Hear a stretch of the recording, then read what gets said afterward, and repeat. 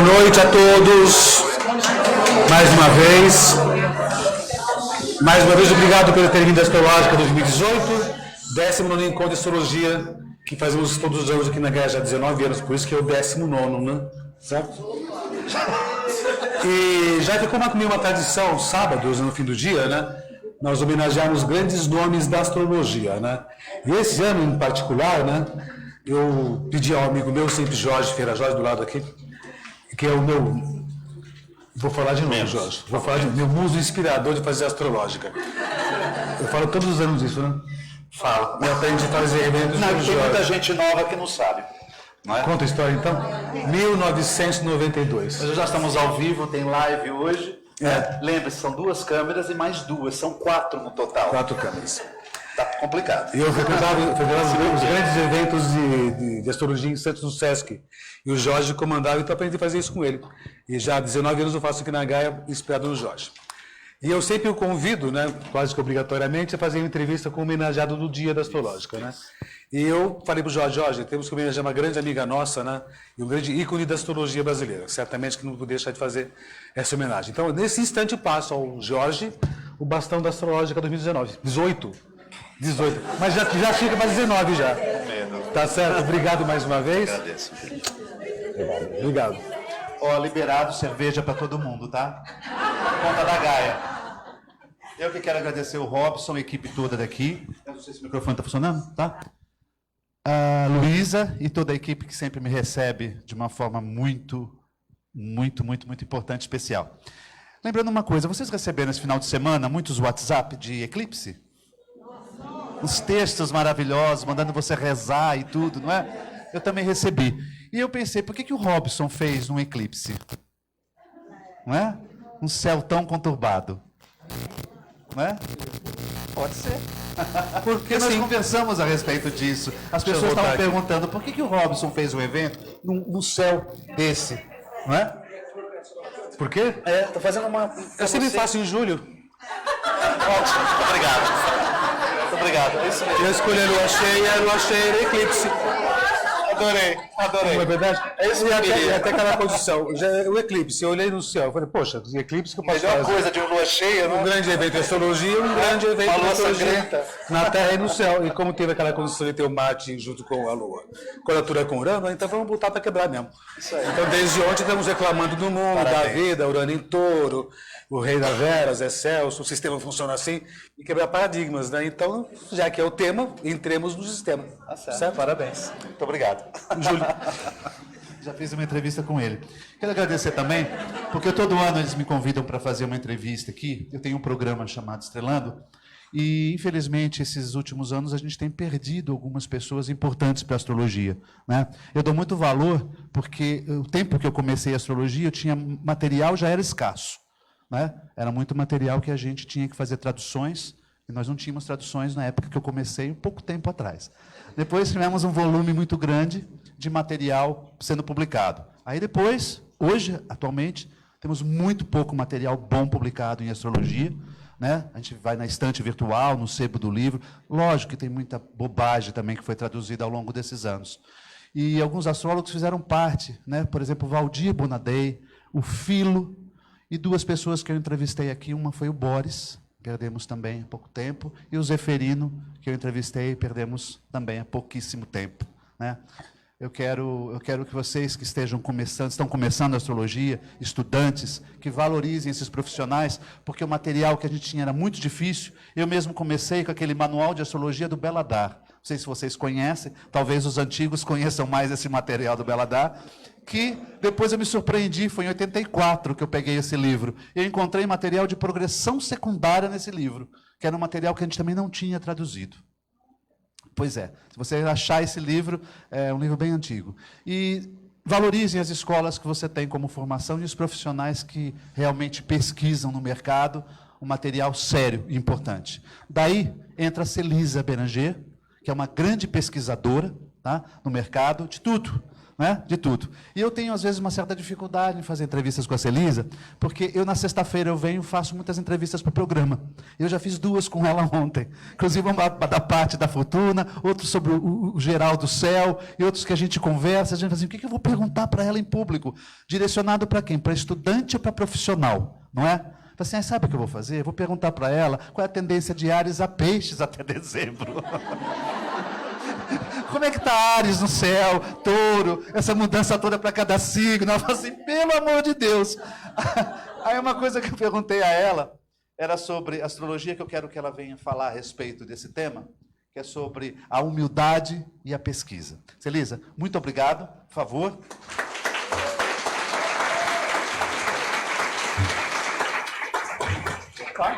Por favor. Você pode sentar. Obrigada. Você pode sentar, porque o Robson agora fez um estilo talk show aqui. Eu fiquei... Um talk show que eu fiquei achei muito estranho isso aqui, mas vou tentar me adaptar a essa circunstância, tá bem? Celisa, esse aqui é o seu microfone. Deixa eu só te apresentar rapidinho. A Celisa é arquiteta, astróloga, escritora, diretora do Espaço do Céu no Rio de Janeiro e ex-presidente do Sindicato dos Astrólogos do Rio de Janeiro. Ontem eu dei um fora na entrevista, que eu estava começando a gravar e apresentando a Celisa. Ex-presidente do Sindicato dos Astrólogos do Condomínio Predial da Baixada Santista. Eu gravei assim, eu tive que parar, porque o meu patrocinador é o SICOM, o Sindicato dos Condomínios, e eu misturei o Sindicato dos Astrólogos com o Condomínio. Se Celisa, me desculpa, mas vamos lá. Estudiosa de vários temas, e um dos temas que eu gostaria que você já abordasse de princípio foi uma questão que a gente conversou até por telefone. A Celisa é canceriana, tem ascendente em Capricórnio, e a lua dela está no signo de Escorpião. E tem um astro predominante na carta da Celisa. Eu falei para ela que eu não ia deixar ela com saia justa, até porque ela nem veio de saia hoje. Mas Saturno é um astro bastante evidente na carta dela, que é um dos dominantes da carta. Gostaria até de falar sobre esse tema hoje aqui. Mas um dos temas que a gente abordou é sobre a humildade e a pesquisa. Obrigado mais uma vez.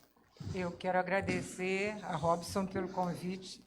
Grande amigo, a Luísa, a equipe da Gaia, que eu digo que a Gaia, eu me sinto em casa, é como se eu estivesse entrando no Espaço Céu, eu chego aqui, é como se eu estivesse em casa. Então, eu agradeço, me sinto extremamente honrada com o convite e também com o prazer de ser Jorge, outro grande amigo, entrevistador. Então, isso é um privilégio poder estar aqui com vocês nesse horário, né?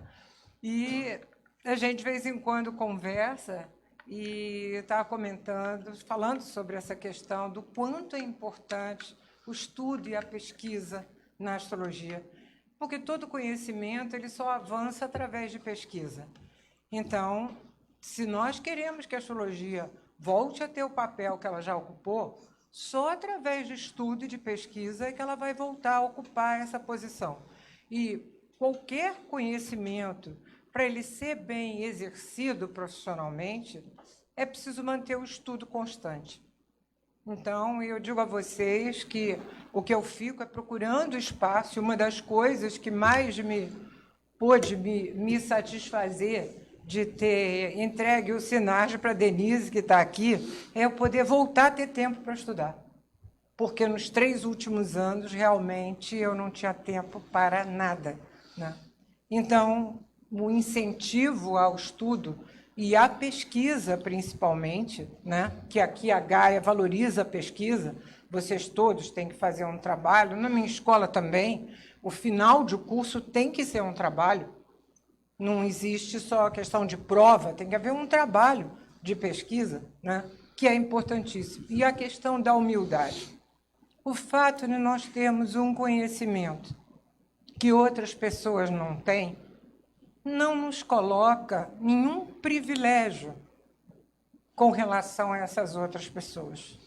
Então, quanto mais os egos forem esquecidos, melhor será para a astrologia. Quer dizer, uma coisa que a gente tem que ter em mente é que, por mais que a gente estude, nunca será possível estudar tudo que a astrologia dispõe. O conhecimento é vastíssimo, desde que na década de 90, começaram a ser traduzidos textos antigos, a gente descobriu que a gente não usava nem 30% do conhecimento astrológico. Então, por mais que a gente estude, sempre há o que estudar. Então, se a gente lembrar disso, a gente vai manter a humildade de saber que sempre tem o que saber. Ou seja, já como dizia Sócrates, né? Quanto mais a gente sabe que a gente não sabe, ou seja, que tem por saber, né? Celisa, dentro dessa questão de pesquisa, de estudos, por onde começar? Porque é uma discussão que a gente tem, que livro, que indicar, que material indicar, além das apostilas que as escolas muitas vezes fornecem, né? Que tipo de literatura? Porque nós temos um mercado muito escasso atualmente. Não, né? Veja bem, como disse o Jorge, que ocorreu com ele, e comigo também ocorreu, quando eu comecei, lá na década de 80, que a gente não tinha material em português. Então, eu fui buscar material estrangeiro, que eu leio em inglês, francês, espanhol, e até hoje, a maior parte desse material que a gente vai encontrar, ele não está em português, embora hoje já exista muito mais coisas. Infelizmente, muita coisa que foi editada em português não foi reeditada. Então, Verdade. acabou, tem que ir, como disse o Jorge, atrás da estante virtual para procurar as coisas, que, aliás, sempre acha, vale a pena, não da primeira vez, mas você insiste, você encontra. E eu acho que tem algumas coisas que são importantes a gente conhecer.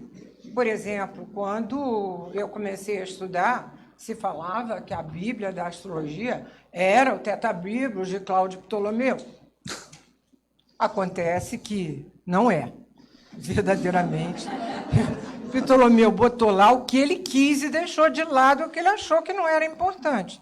Então, na medida que foram traduzidos os textos do contemporâneo dele, Vettius Valens, e que esse, sim, esse era um astrólogo que tinha uma escola em Alexandria e que abraçou todo o conhecimento na obra dele chamada Antologia, que é uma referência, na verdade. Né? Como, por exemplo, eu vou abordar amanhã a questão da parte da fortuna, a falha que tem no livro de Ptolomeu. E não é só isso, de várias outras coisas. Então, um autor antigo, para quem tiver disposição para ler, quer dizer, o texto está em inglês, efetivamente, tem alguma coisa citada em espanhol, mas não é a obra dele. Vettius Valens é um autor importante. Eu acho que, no sentido lá para a Idade Média, um pouquinho para frente, Morin de Villefranche é fundamental. Na sua astrologia gálica, Jean-Baptiste Morin, né? que Jean-Baptiste Morin, conhecido por Morin de Villefranche, que abraçou todo o conhecimento astrológico. Eu estava conversando hoje com o Jorge, que eu fui reler o texto, o livro do Morin a respeito de Revolução Solar, onde ele faz citações que estavam grifadas lá, eu já tinha me esquecido. Eu falei, que bom que isso está aqui. Morin já falava isso no século XVII, a gente discute ainda isso no século XXI. Né? Você sabe que eu não quero dar entrevista, mas eu só quero acrescentar algo que a Celisa está colocando. Quando eu também comecei a estudar astrologia, você vai assistir diversas palestras em diversos locais. E cada astrólogo tem uma posição, um posicionamento a respeito da astrologia. E você fica perdido. O que eu uso? O que eu faço? Contagem de elementos já era um grande problema. Eu fui uma vez numa palestra que eu desisti de todos, porque ele fez uma palestra maravilhosa. Colocou o fogo, a terra, o ar, a água, aqueceu, jogou, subiu, e eu fiquei encantado com aquilo. Aí ele terminou falando que o total da contagem dos 4 elementos do mapa era 360 graus. Aí eu falei assim, como assim? Aí ele dava uma contagem de 150 para o Sol, 20 para não sei quem, 10 para não sei quem. Eu levantei e fui embora. Falei assim, não, eu vou agora aprender a contagem de elementos da minha maneira. E como ela falou do Morin, eu aprendi também a astrologia a decodificar, a interpretar, a entender, quando eu tive o contato com as regras do Morin. Sim. Realmente, regras que não existiam regras, foi do livro, sim, né? Porque não existiam ele cria regras. A teoria das determinações. Foi. Isso aí. Exatamente, para dar uma ordem na interpretação. Né? É claro que Morin queria que a astrologia fosse aceita como ciência, como um conhecimento. né? E que, seguindo o método de Descartes, que o que ele queria, na verdade, era isso. Então, ele dá uma organizada na história, mas você vê o seguinte, a Teoria das Determinações é um dos 26 livros da astrologia gálica.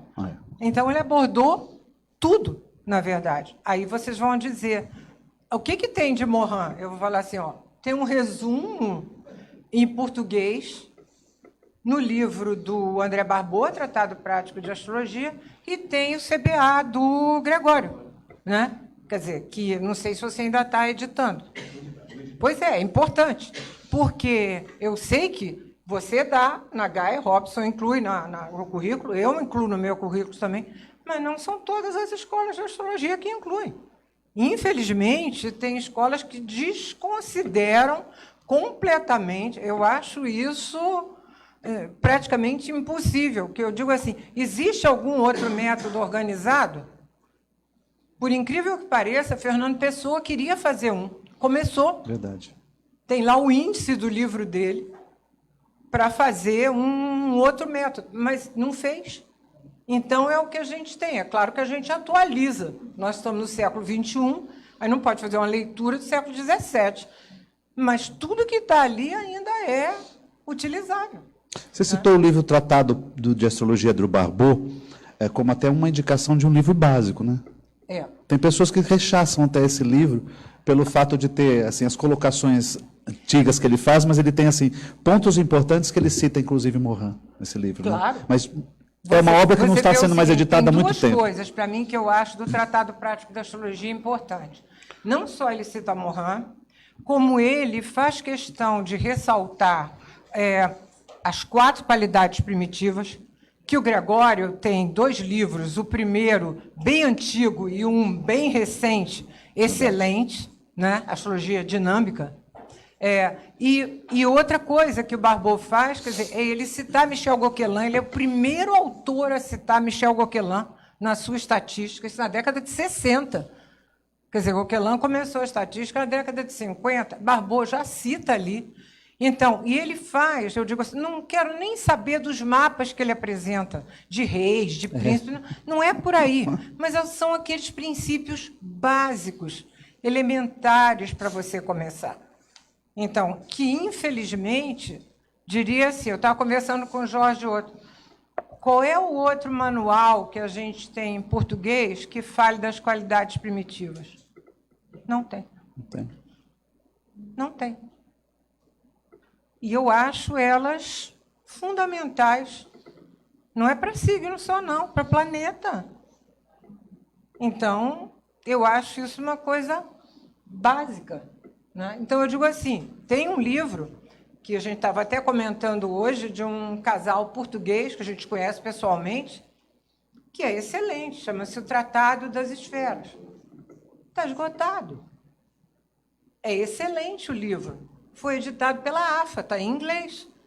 Embora eles sejam, Luiz Ribeiro e Helena Velar, embora eles sejam astrólogos ditos tradicionais, que eu acho muito engraçado o pessoal se falar em tradicional, porque não usa Urano, Netuno e Plutão. Mas tudo bem. Mas o livro tem esses princípios básicos, fundamentais, que a gente não encontra em outros manuais em português. Mas eu acho mais difícil conseguir esse livro, até porque ele está esgotado, do que, a não ser que seja pela AFA. Vocês veem que o livro foi considerado tão importante que a American Federation of Astrologers publicou em inglês, né? Então, pelo menos, a gente ainda tem aqui o do André Barbeau, e complementa com o livro do Gregório, com certeza, né? Celisa, você participou de congressos na Argentina, Colômbia, Espanha, México, Peru, Portugal, Uruguai. Em qual desses lugares você acha que a astrologia é mais utilizada e praticada? Olha, a astrologia é pouco utilizada no Peru, é mais fraco. Na Colômbia, foi uma surpresa para mim, fraco. Agora, eu encontrei também sem dúvida, a Argentina é onde a gente tem um nível de astrologia equiparado com o nosso, porque tem escolas antigas, como é o Caba, que tem 50 e tantos anos, né, de uma escola de linha, não vou dizer tradicional, mas de linha que usa a astrologia clássica, que vem das bases da astrologia, né, E, de alguma forma, tem também outras escolas, tem escola com linha psicológica, mas onde eu vejo, modéstia à parte, eu posso dizer a vocês, o Brasil tem uma muito boa astrologia. Então, nós somos respeitados pelo que nós fazemos. Nós temos uma astrologia desenvolvida, estudada com escolas. Esses lugares, por exemplo, que eu estou dizendo a vocês, ó, Peru, Colômbia, México tem agora, mas isso é de 10 anos para cá, não tem escolas. A Espanha, atualmente, praticamente não tem escolas. Verdade. Então, eu acho que a Argentina, é claro, dentro, eu estou falando do ibero-americano, né? Dentro dessa linha ibero-americana, o Brasil está muito bem posicionado, e depois a Argentina. Eu fiz essa pergunta justamente porque eu queria escutar isso dela. O Brasil está muito bem posicionado, né? Não tenha dúvida. Se não tivesse, eu não ia fazer essa pergunta, com certeza. É que eu já sabia a resposta. Uma questão. Houve uma repercussão muito bacana na entrevista que eu fiz com você, sobre, acho que foi 2 anos atrás, eu já não lembro o tempo, sobre a grande mutação 2020, né? Dos aspectos que nós teremos, que é um dos marcos que a gente hoje vem falando, a conjunção de Saturno-Plutão, depois o encontro de Júpiter, Saturno-Plutão, depois Marte, mas já iniciando em dezembro, com Estélio em Capricórnio, eclipse, aí vai, né? Dezembro de 2019 já começa tudo isso. Enfim, dentro desse, nós vamos falar sobre esse teor também, aqui vamos voltar a esse assunto, porque a entrevista de ontem para o programa foi a respeito também disto. Mas está existindo uma discussão mundial sobre previsão em astrologia. É verdade. E o pessoal que teve, eu não sei se a Ana Gonzalez está aí, que ela até colocou um texto sobre essa questão da discussão do fazer previsão, não fazer previsão. Isso ocorre também na Espanha, isso já vem ocorrendo há alguns anos na França, quando o André Barbeau deixou a Sociedade de Astrologia, porque há uma linha que se coloca contra a astrologia fazer previsão. Então, a astrologia nasceu previsiva, coletiva. Não era para o homem. Podia ser, quando muito, para o rei, mas para a agricultura, para o clima, para a guerra, para a epidemia.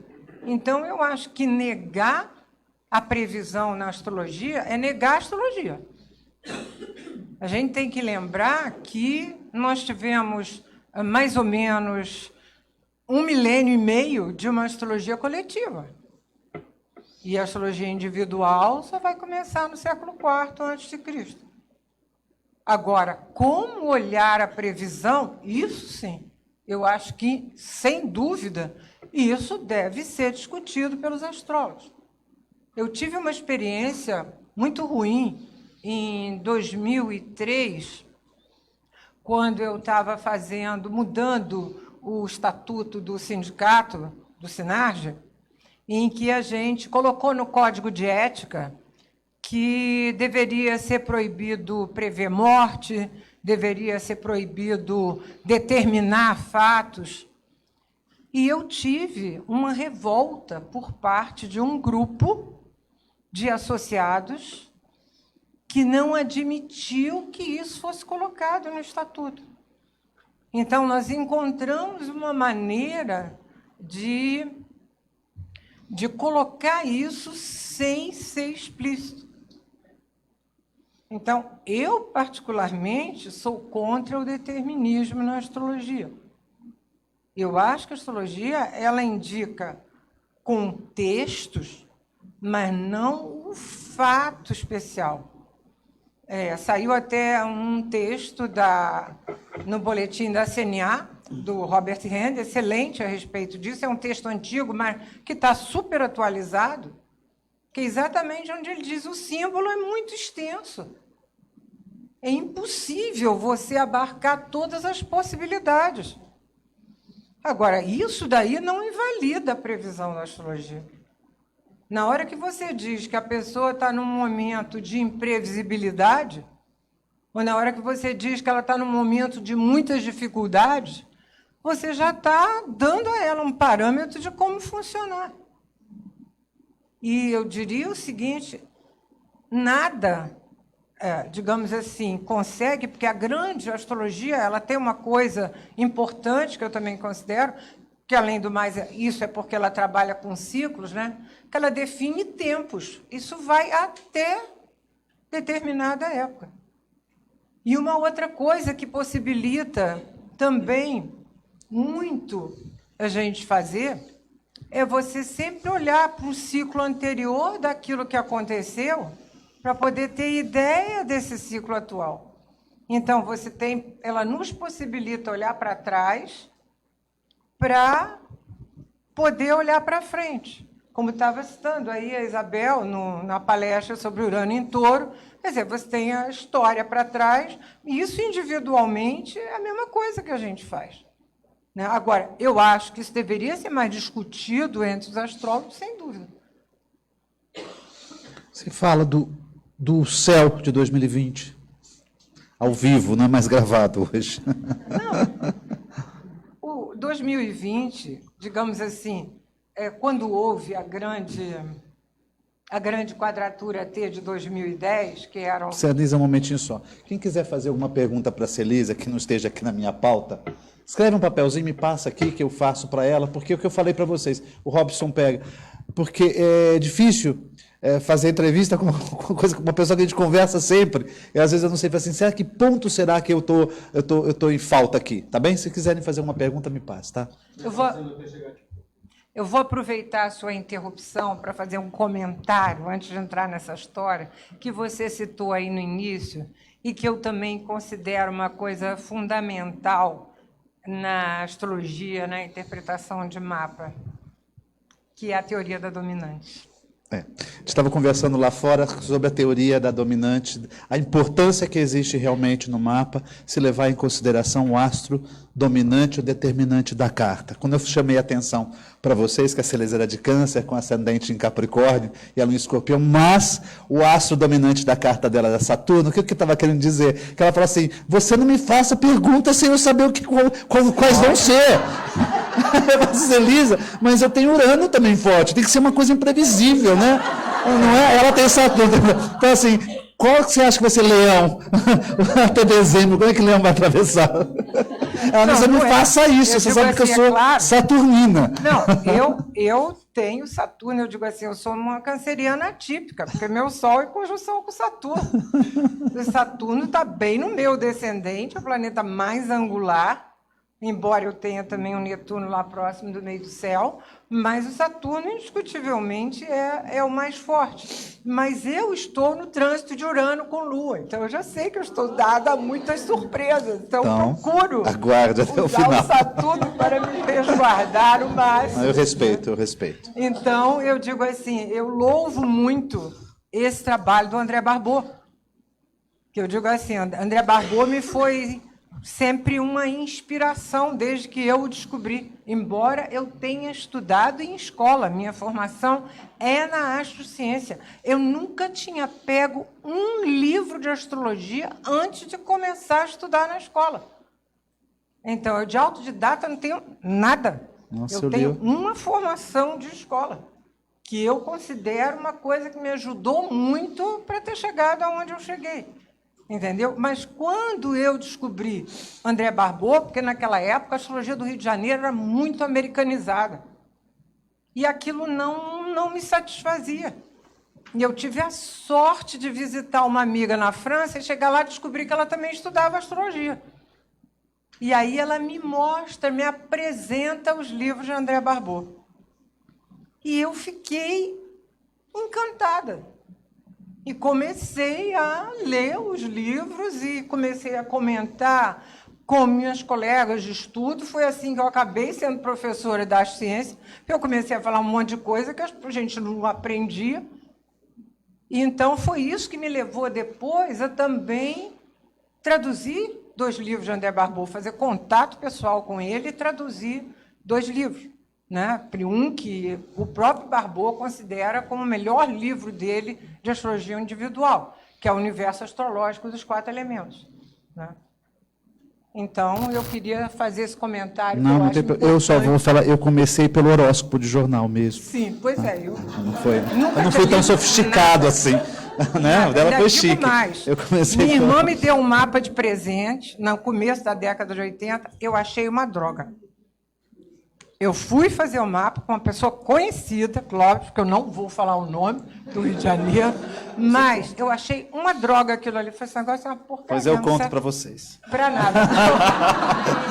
Falei que ia ter surpresa hoje? Você não sabe. Isso eu não contei para ninguém. Posso adivinhar, eu não sei. Entendeu? Você falou André Barbeau, eu tenho interpretações do André Barbeau, feitas impressas, que ele tinha ali na Champs-Élysées, tinha um local que eles imprimiam programa de os programas de computador para André Barbeau. Feito, o texto era do André Barbeau. Eu tenho até hoje o texto interpretado dele. Eu também tenho. Eu entrei lá na casa, aqui, André Barbeau, aqui, né? Ficou tão bacana. Pois é, para você Uma das ver. questões que ela está falando do Barbeau, em 2016 ela me convidou para participar do evento lá no Sinage, e o tema justamente era livre-arbítrio e destino livre-arbítrio, né? Determine uma escolha, uma coisa assim. E eu falei assim, que vou falar sobre o quê? Porque quando a gente vai preparar uma palestra, a gente tem que dar um final, uma conclusão. Assim, não serei eu. Depois de tantos filósofos, astrólogos, na humanidade tendo discutido esse assunto, né? Eu vou ter que dar uma conclusão desse tema? Não tem porquê. Eu me lembrei assim, gente, eu tenho um livro que eu li, chamado Da Psicanálise e a Astrologia. Espetáculo. Não existe mais esse livro. A editora Quarupi. Procurem. A editora Quarupi, quando estava fechando, ela ligou para a gente lá na escola, acho que era do Rio Grande do Sul.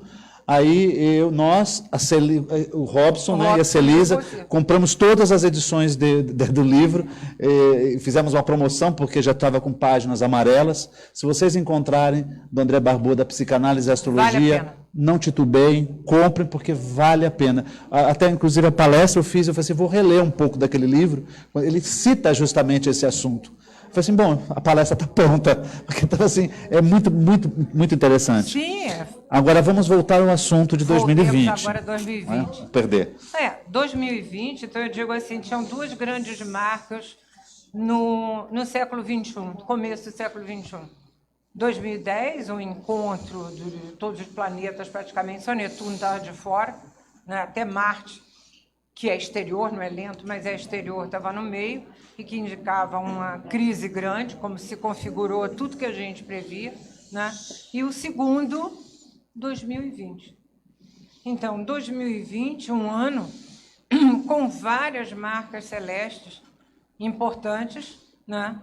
Começando pela ênfase de Capricórnio. É claro que a gente pode dizer que desde Saturno entrou em Capricórnio no dia 20 do ano passado, essa ênfase, Plutão já estava lá, Saturno entrou, ele é o regente e reforçou muito. Como? E aí a gente vai, o ano que vem entra Júpiter e tem esse eclipse no final do ano, em 4 graus de Capricórnio, já com, portanto, Sol, Lua, Júpiter, Saturno, Plutão. Em janeiro tem Mercúrio, e em fevereiro chega Marte, e a gente vai desenvolvendo, quer dizer, essa coisa de Capricórnio, de ordem, de disciplina, de integridade, de muito presente, e também questões políticas, né? Não, se dizer assim, tem aquela ideia de que, não sendo determinista, mas a questão do... Será que a gente está frente ou próximo a uma terceira guerra? Terceiro que guerra mundial? Não sei. Vou te dizer que, na verdade, eu acho que a gente já teve momentos de grande perigo que a gente conseguiu se livrar, mas não estamos livres. Sempre a gente diz assim, eu me lembro que teve uma quadratura T muito difícil aí, foi Júpiter... Porque nós tivemos a oposição de Saturno-Plutão, você até citou na entrevista, né? Sim, não, a oposição de Saturno-Plutão, isso foi... Do atentado das Torres Gêmeas. Do atentado das Torres Gêmeas. Isso. Entendeu? Quer dizer, na metade do ciclo que começou em 82. Mas a gente teve aí uma quadratura T muito perigosa e que estava na bica dos Estados Unidos atacar o Irã. E aí, Barack Obama disse o seguinte, o Congresso vai decidir. Tudo pronto, armada pronta, tudo pronto. Então, isso é a questão da astrologia. Depende de como os homens, os nossos líderes, vão lidar com aquelas situações. O ano passado, a gente teve também momentos de grande perigo, porque, embora não tenha mais formado a quadratura T exata, mas foi aquela coisa que a gente chama de Júpiter, em oposição a Urano, trasladou a luz de Urano para Plutão. Então, se formou a quadratura T, Júpiter, Urano, Plutão. Tanto que a gente teve vários atentados, teve várias situações problemáticas, os perigos da Coreia do Norte. Aqui foi um grande perigo que a gente passou. 2 doidos, podendo apertar o botão, a gente está no meio, tem que rezar para não acontecer, porque você não sabe o que vai ocorrer. Então, realmente, não sei, mas vocês sabem que houve uma grande questão, a astrologia mundial mudou em função do erro da maior parte dos astrólogos que previu que não haveria a Segunda Guerra. A partir dali aconteceu e agora todo mundo, a maioria errou. O que a gente fez de errado? Aí é que Barbot vem com o desenvolvimento dos ciclos planetários. Queria que você falasse sobre isso. Ela citou um tema bastante interessante, que é o ciclo que a gente está vivendo mais baixo, né? Que chega em 2020. A gente está indo, a gente está ladeira abaixo no índice cíclico. Desde 2015, o que é interessante, cada vez acentua mais. Até vou acrescentar com um outro assunto que a gente até tinha conversado. Eu não sei se vocês já assistiram, hoje só no YouTube que a gente encontra, Data Limite 2019. É um documentário do Chico Xavier. Eu achei muito interessante aquilo. Nada astrológico. Mas é uma entrevista que ele fez no Pinga Fogo, 1970 e pouco, né? E que eles reproduziram e fizeram um documentário. Ele cita 2019. Achei interessante, não por 2019, mas depois a gente está chegando próximo a 2020 e o ciclo do mundo aí está nesse ciclo de ladeira abaixo que ela está falando, e essas mudanças que ele também fala que vai ocorrer no país em 2019. Achei interessante essa união quase da situação. Porque eu quero só explicar para vocês rapidamente que esse ciclo ele é calculado em função da distância entre os planetas. Então, se calcula a distância entre os 5 planetas lentos, se soma essa distância, e isso gera um gráfico e da soma dessa distância, e à medida que essa soma, digamos assim, vai caindo, isso significa que os planetas estão se aproximando, que é uma das coisas que vai acontecer em 2020, eles ficam todos dentro de 90 e poucos graus de distância, quer dizer, de final de Capricórnio até o começo de Touro. Ou seja, Urano em Touro. Urano em Touro, Plutão no começo. Capricórnio, Saturno em Capricórnio, Sim, Netuno Júpiter em em Peixes. Capricórnio. Não, e no final, Júpiter e Saturno em Aquário. Isso. Plutão no final de Capricórnio, Júpiter, Saturno em Aquário, Netuno em Peixes. Aquilo ali fica numa faixa muito pequena. Mas você fala, o Barbot cita isso, e você também cita na entrevista, que aí depois a gente vai para um ciclo de ascensão. Sim, aí o que acontece? Isso eu gostei. Depois, essa história, sem dúvida, você vai, porque o índice cíclico, ele tem primeiro esse cálculo, e depois o Barbot cria o que ele chama o ritmo do índice cíclico. Então, por exemplo, se esse índice cíclico caiu 180, caiu 200, começa a cair 80, começa a cair 20, quer dizer, aí aquele ritmo já começa a subir. Ele já parou de cair e começa a subir. Então, a partir daí, essa linha, a descida é muito forte onde a gente está, mas a partir de 2021, que ele começa a subir, a subida também é muito forte. Até 2026, por exemplo.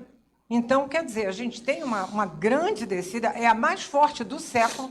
Não tem, no século, nenhuma outra descida como essa que a gente está vivenciando agora, e depois a gente vai ter a maior subida do século. Então, eu digo assim, o que a gente chama realmente de grande mutação, que ocorre no final do ano, embora a tríplice conjunção de Júpiter, Saturno e Plutão seja importantíssima, todo encontro de 3 planetas lentos é relevante. Só citando para vocês o penúltimo de 1989, Saturno, Urano e Netuno.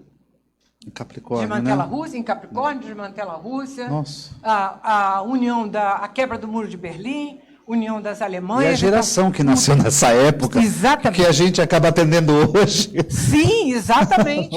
Entendeu? Que é a geração... Na que época a gente tá dava tendo. palestra sobre eles. Hoje a gente já tem essa molecada que nasceu Exatamente. naquela época. E depois, o outro encontro, depois disso, um bem melhor, verdadeiramente, foi Júpiter com Urano e Netuno, de 97 para 98, que foi o grande progresso da humanidade em termos de tecnologia, em termos de avanço.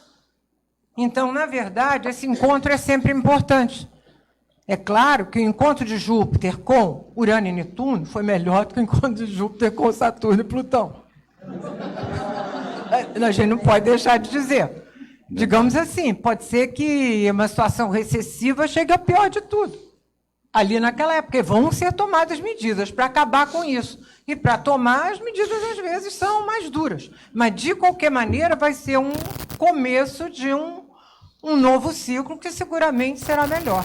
Né? Mas o que se chama mesmo de grande mutação, que, aliás, eu queria comentar que saiu um texto meu sobre isso nesse último newsletter da CNA, sobre as marcas celestes de 2020, né, a convite da Débora, que eu acabei escrevendo um texto especificamente para a CNA, porque eu já estou falando dessa história há alguns anos. Desde né? o programa que se gravou. Exatamente. Mas o encontro de Júpiter e Saturno, em dezembro de 2021, junto do solstício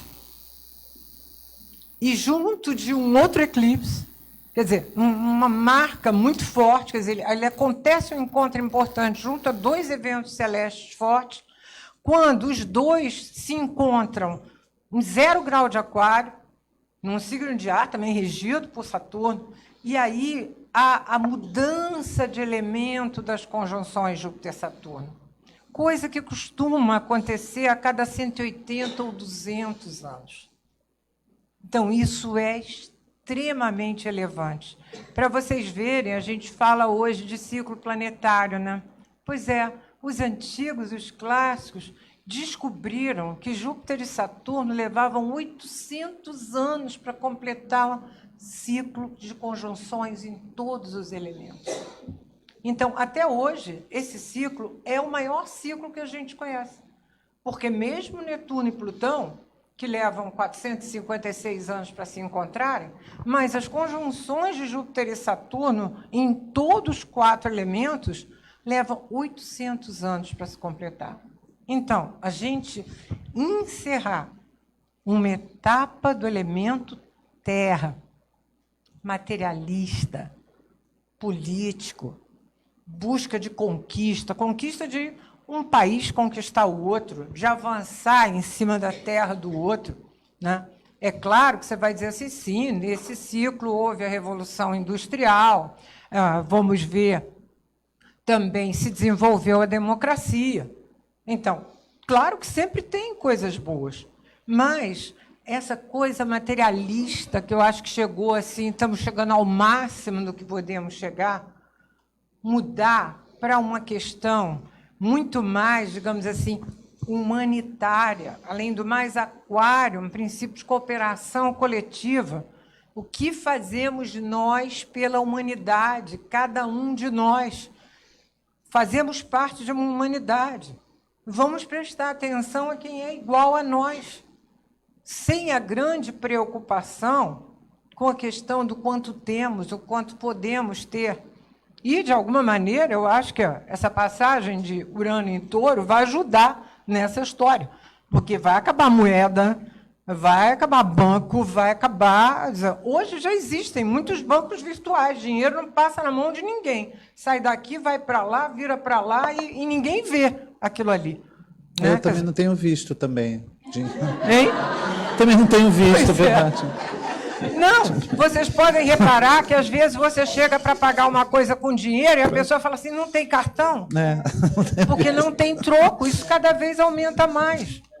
Então, eu digo assim, Urano é um planeta que ele vai falar o seguinte, não, eu não quero ter nada material porque isso vai me prender. Então, eu tenho que passar a lidar com isso de uma outra maneira. Né? Embora eu digo que Urano em Touro tem a grande vantagem também de as ideias precisam ter alguma coisa prática. Não vale a ideia pela ideia. Então, de alguma forma, eu digo assim, para mim, isso não é só para mim, porque eu digo a vocês, eu leio muito. Quer dizer, toda palestra que eu faço, eu tenho a criação das minhas ideias, mas eu tenho o que eu aprendi, o que eu estudei, o que eu vi, o que eu ponderei. Eu quero saber o que outras pessoas estão falando também a respeito daquele assunto, né? Porque, na verdade, nada se cria, tudo se transforma. Então, a gente desenvolve em função daquilo.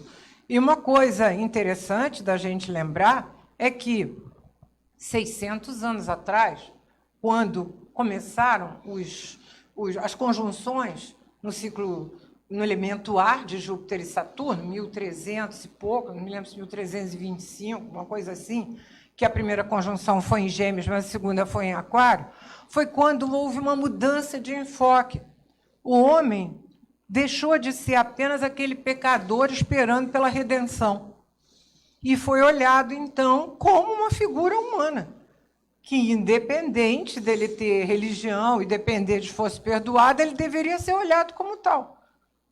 Então, eu confio em que essa mutação vai realmente ser muito favorável para a humanidade, onde, inclusive, a gente preste atenção ao que está acontecendo com quem está do nosso lado.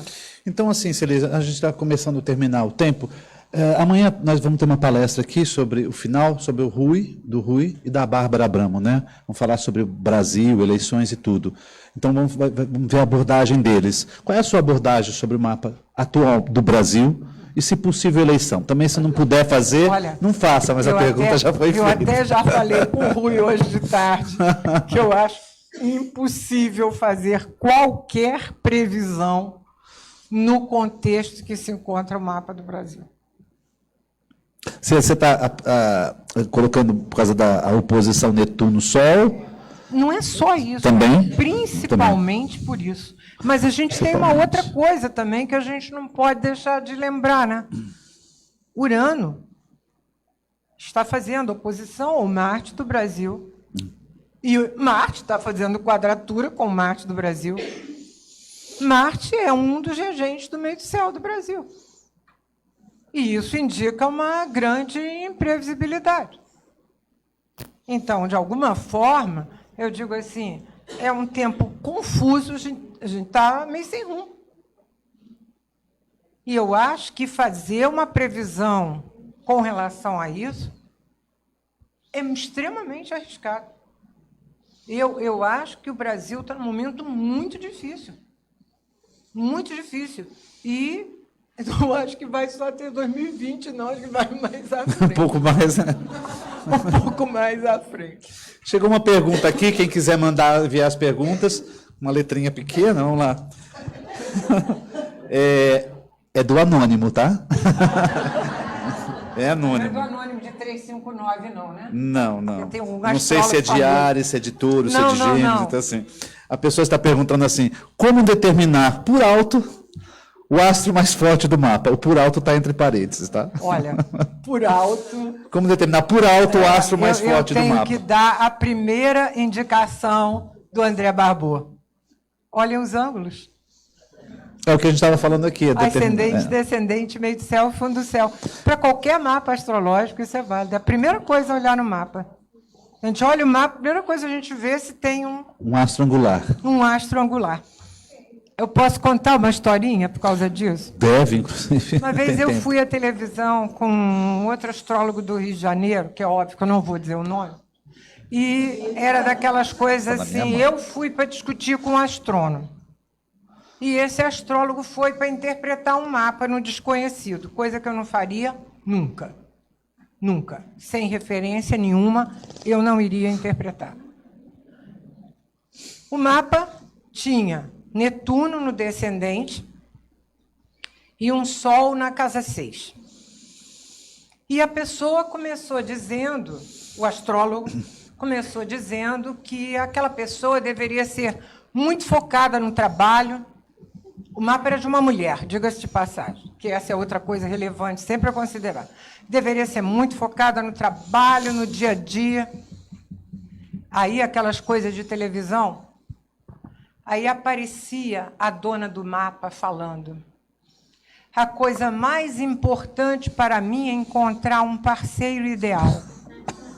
Ideal? Idealizado. Ideal, foi assim que a pessoa... Aí eu digo, vocês bem. Na verdade, a pessoa nem trabalhava, entendeu? E Netuno estava ali comandando o mapa. É um exemplo, né? É. Fala uma coisa, voltando um pouco, não quer falar algo de eleição? No momento em que Júpiter vai estar transitando, sim, pelo meio do céu do Brasil? Deixa eu colocar enrascada mesmo, eu falei para você aqui. Escapar. Ô Jorge, olha só. Na verdade, eu digo assim, eu acho que o Júpiter sempre é benéfico. Sempre tem uma conotação favorável. O que eu espero é que, já que a gente tem uma Lua em conjunção com Júpiter, por isso o brasileiro é tão hospitaleiro, gosta tanto de viajar, gosta tanto dos prazeres da vida, né? Aliás, nós temos Vênus no descendente também, né? Em Leão. E graças. Eu só espero que esse Júpiter no meio do céu, que muitas vezes você vai dizer, isso poderia possibilitar que um empresário se candidatasse, ou um jurista se candidatasse. Mas o que eu espero desse Júpiter é que ele favoreça para que a população saiba fazer a escolha. Porque depende de nós, na verdade. Então, eu acho que, na verdade, se não me engano, pelo menos na segunda, o Júpiter já passou do meio do céu, mas que ele possa ajudar num momento de pelo menos uma perspectiva melhor. Agora, lamento dizer que Júpiter não ganha de Netuno e nem ganha de Urano. Lamento. Celisa, você é advogado do diabo agora? Porque, assim, você deu uma resposta para uma pergunta, mas eu vou um pouco mais além. A gente fala de astro, qual o astro mais forte, mais potente do mapa, quando a gente tem um astro angular. Mas existem pessoas que não têm um astro angular. Não, claro. Agora eu quero voltar, de que forma você vê ou avalia o astro mais forte do mapa quando não existe angularidade? Não, mas isso faz parte da teoria da dominante. A teoria da dominante não é só o ângulo, ela começa pelos ângulos. Vamos dar o exemplo, a pessoa tem um stellium no mapa. O planeta dispositor desse stellium é importantíssimo, mesmo que ele não esteja dentro do stellium. Dispositor ou se tiver o domiciliar? Não, se ele estiver domiciliado? Se ele estiver domiciliado, mais forte ainda. Mas mesmo que ele não esteja. Entendi. Agora, eu quero dizer para vocês uma coisa que não faz parte da teoria da dominante de Barbot, mas é a teoria da dominante do Alexander Ruppert, e que também é muito importante. O Ruppert dá grande valor aos padrões planetários do Mark Edmund Jones, que foi a primeira forma de encontrar uma visão geral do mapa. Jones é um americano pouco conhecido no Brasil, que tem 40 livros de astrologia, e que tem trabalhos maravilhosos. Esse dos padrões planetários é um deles, na verdade. E, embora ele diga que sempre há padrões que têm um planeta em destaque, o que conduz a locomotiva, por exemplo, mas ele dá grande destaque ao planeta Alça-de-Balde. Em especial, quando esse Alça, tudo está concentrado em, no máximo, 180 graus, e tem um que está solto mais de 70. Em especial, quando esse planeta Alça-de-Balde está isolado por hemisfério. Então, ele é outro tipo de dominante. Barbot não aceita os padrões planetários, mas essa é aquela rixa de francês com americano. Mas a gente fica numa situação difícil. Não, mas não importa, ele pode não aceitar. A gente fica numa situação difícil, eu digo né? assim, a astrologia você tem que constatar. Você coloca aquilo na... Essa é que é a pesquisa, você põe na prática e vê que aquilo ali funciona. E uma outra coisa, por isso é que o Barbot diz o seguinte, quando a pessoa tem um planeta dominante, mas isso é o menos comum, Mais comum você encontrar é o que ele chama de um sistema constelado, ou seja, tem várias coisas que são importantes. Como que, dentre essas várias coisas que são importantes, a gente destaca o que é mais importante? O que tiver reforços, o que tiver apoios. Ou seja, que outras coisas falem disso. Por exemplo, um planeta que está ligado aos 2 luminares por aspecto, ao Sol e à Lua. Ele já tem uma força no mapa. Ligado ao mesmo tempo. Ao mesmo tempo com Sol e Lua. Quer dizer, então, são várias... Uma conjunção de Sol-Júpiter, trígono-Lua, por exemplo. Sim, Tá. seguramente. E agora vou dizer para vocês uma coisinha, que essa é a minha colaboração dentro da dominante, que seria uma coisa que eu vou falar amanhã, graças a Vétius Valens, é que a parte da fortuna funciona como um ascendente. O planeta em conjunção com a parte da fortuna pode ser o dominante. É uma celeuma amanhã, viu? Eu já fiz essa entrevista com ela ontem, e assim, opa, né? Você disse, vamos devagar, é muita informação. Aí você se pega dando aula, lecionando há muitos anos, estudando há muitos anos, e aí vai aparecendo diversas informações. Tudo bem, quando você está frente a um cliente, eu parto da onde? Não é assim? Quando eu vou colocar uma previsão, eu parto da onde? De qual? Do trânsito, da secundária, da revolução, do proluna, do fatum, não é assim? Do progredido, aí cada vez vem mais informações. A gente também tem que repensar muito nisso. Né? Eu gosto de... Bom, não sou eu que estou sendo entrevistado. Bom. Tem outra pergunta aqui. Desculpa. Outro anônimo, tá? Ou anônima, vamos lá. Não sei qual é o signo, inclusive. A mim não importa o signo, se me disser a dominante, eu estou mais interessado. Vamos lá. Também não tem, Celisa. É possível termos uma base do futuro presidente analisando o mapa de cada candidato a partir do trânsito do mapa do Brasil? Não. Olha Pergunta, só. refaço? Primeira coisa, você ter os dados corretos dos candidatos é dificílimo. Fã-clube é ótimo. Fã-clube, eu adoro fã-clube. Sim. Fã-clube arranja certidão de nascimento, fala com a mãe, Mas vai no hospital, olha, Veja bem, é uma coisa claro, fantástica, fã-clube. Eles são vão em tudo duas quanto é lugar, você coisas que consegue a você certidão faz original. Quando você tem trabalho, quando você tem os mapas corretos das pessoas. Vejam o que aconteceu com os americanos na eleição do Trump. Houve um grande congresso nos Estados Unidos, em outubro, mês antes das eleições, e a conclusão de 90% foi de que Hillary Clinton ganharia a eleição. Ninguém tinha o mapa certo de Hillary Clinton. Tem, no mínimo, 2 mapas e apareceu um terceiro um pouco antes desse congresso. O Trump, não. Eu quero ver a certidão. Me mostra a certidão que eu posso usar o mapa. O mapa do Trump é o mapa do Trump, não tem dúvida nenhuma. A gente tem a certidão. Não. E tudo que você vê do histórico corresponde. E está lá a certidão, estampado. Não tinham de Hillary Clinton. Então, foi um baque.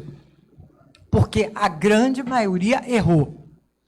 2, não era um monte que a gente tem aqui, não, hein? Eram 2, só 2. Né? Então, quando você tem a hora precisa, você faz uma relação do mapa do candidato com o mapa do país. O mapa do país, pelo menos eu estou dizendo com o meu enfoque, não sei se esse é o enfoque do Rui ou de outras pessoas. Você faz também uma relação do mapa do candidato com a hora que a eleição começa. E mais uma coisa, com o dia da posse. O dia da posse. É claro que eu sou a favor de trabalhar com todas as técnicas conjugadas.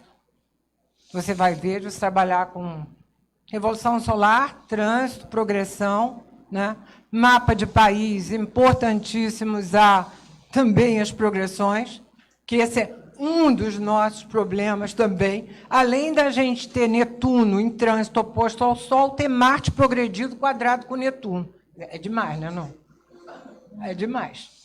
Então, você vê que... mas eu digo assim, para você tendo o mapa do candidato, em geral, pelo menos essas 3 coisas. Celisa, tem alguma técnica de previsão que você goste mais e que você seja mais confiável? Progressões. Para mim, a mais rica é a que te dá mais possibilidade e que a pessoa pode tirar partido dela. Que a grande vantagem é aquilo que a pessoa pode trabalhar. Porque, na verdade, a progressão ela vai dando a disposição para aquilo. Então, ela não é uma coisa... Se você tiver, por exemplo, com um Sol quadrado com Urano na progressão, é um pouco diferente de um trânsito de Urano quadrado com Sol. O trânsito é mais imediato, porque por isso é que vão falar que a progressão só traz acontecimentos internos. Mentira. A progressão também dá acontecimentos, promove acontecimentos, mas ela vai motivando, dispondo, a pessoa vai se dispondo àquilo. Então, eu acho que a pessoa ela tem uma possibilidade de atuar mais em cima das progressões. Celisa, o tempo já está terminando. Eu queria fazer uma última pergunta para você, que seja breve, porque senão ele vai brigar comigo, Robson, aqui. Nunca mais me convida para estar aqui. É o seguinte, primeiro eu quero agradecer a todos vocês. A minha pauta já está quase que concluída, olha o tamanho da letra, para enxergar, não precisa usar óculos frente a essas câmeras todas. Que mensagem que você dá para todos os estudantes e até para profissionais de astrologia? E, ao mesmo tempo, quero te agradecer, mais uma vez, estar te entrevistando, e você é totalmente disponível sempre que eu te chamo.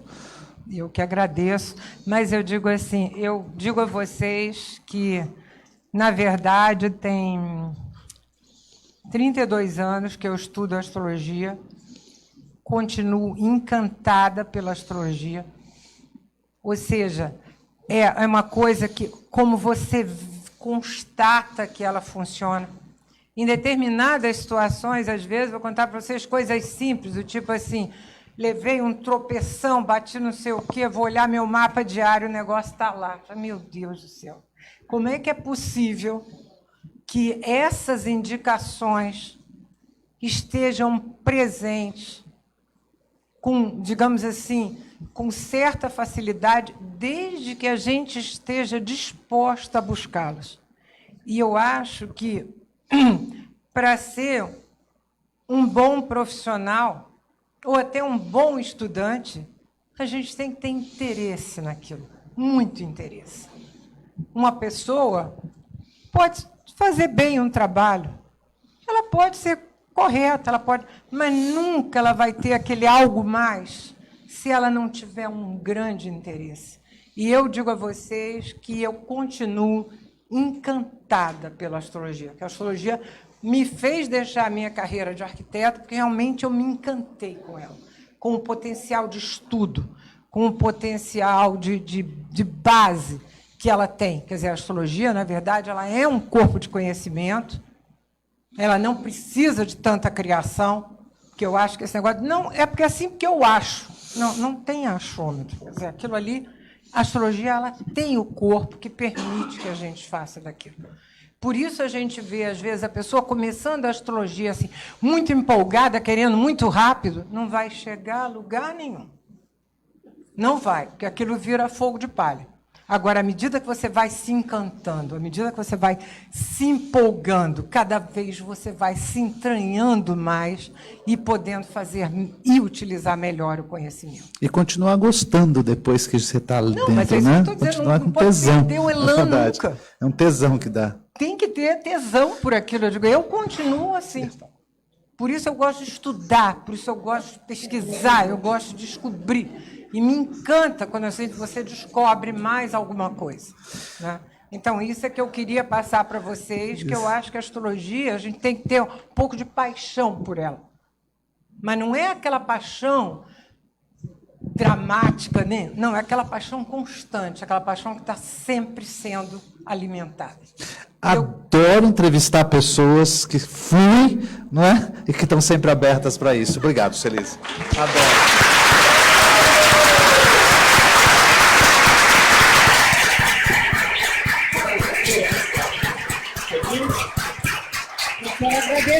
vocês por estarem aqui até essa hora. Muito obrigada. Celisa, querida. Obrigado. Acho que foi bom, eu faltei aqui. Não tem ninguém. Todo mundo ouvindo. Todo mundo está escutando. Celisa falou tesão.